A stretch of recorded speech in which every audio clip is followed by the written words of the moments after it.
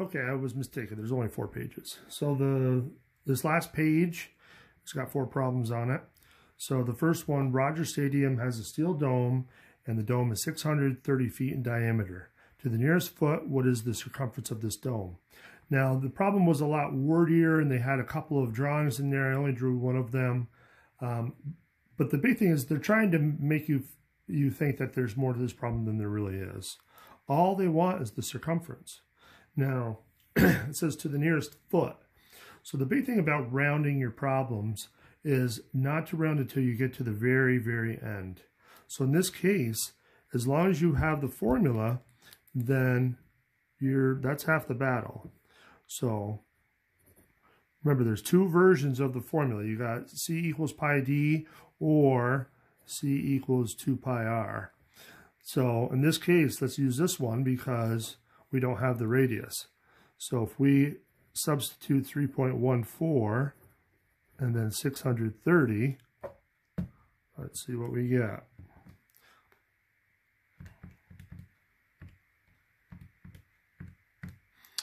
So 1978.2. So to the nearest foot, so let's just round that to 1978. Done.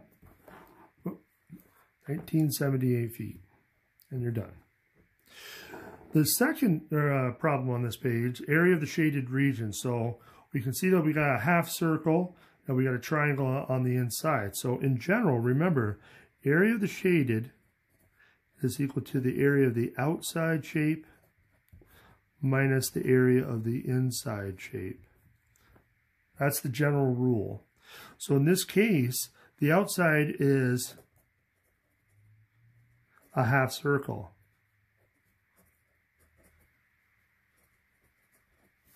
So if we want a half of a circle, we want a half of pi r squared. Whereas the inside is a triangle. So we want a half base times height. So now we just got to plug in our numbers. So 3.14, the radius. Now the radius of our circle is really just going to be half of our 20, so that's still going to be 10. Now the base of the triangle is this whole 20, and the height is our dotted line, and that's 10. So 10 squared better be 100. That's a minus. And 20 times 10 is 200.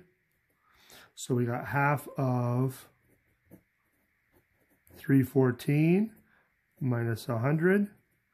So that's 157 minus 100, which is 57. So 57 centimeters squared. So again, just be very careful with these. You might have more than one shape inside of there, so you just subtract all of those unshaded pieces. Again, so this inside is unshaded. Okay, so now the next question, if a 30-foot pole casts a shadow 45 feet long, how tall is a pole whose shadow is 30 feet long at the same time of day? So now, remember this one, it seems like you're going to draw pictures and draw triangles and stuff, which you can do. If you want to draw a picture, you got a pole and you got a shadow. So say, okay, I got 30 here, and I got 45 there, and then I got question mark here and 30 there. Well, easiest way is a proportion. So if you compare the two pieces that went together first and put them as one side of your proportion, and then the other side, you can kind of do the same thing. So it'd have to be x over 30 because the bottom was the shadows. So these were the shadows. And these were the poles. And now from here, you could just cross multiply and divide.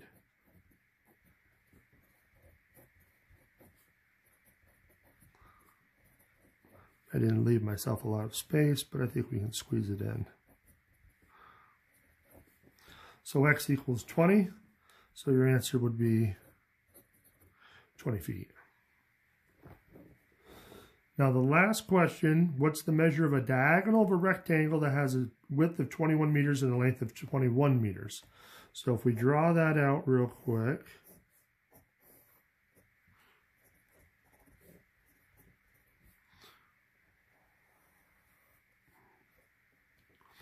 We want to know the measure of the diagonal. So the one thing to remember is that this is a right angle. So if that's a right angle, then we have a right triangle. So if we have a right triangle, then we can use the Pythagorean theorem. So now the question is, which side's which? Now remember, if you go straight out from the right angle, you always hit side C. So that's going to be side C. So that's the one we don't know. So the other two must be your A and B. So if we square each of those,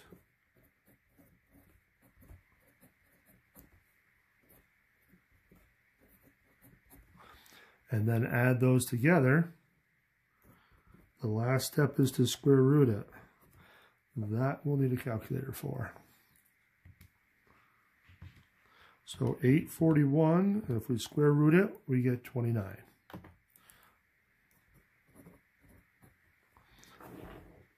So your answer would be 29 meters. And that's it. So that takes care of the review for the exam. So if you have a pretty good sense of all of these problems, you should be in pretty good shape for the test. So see you in the next videos.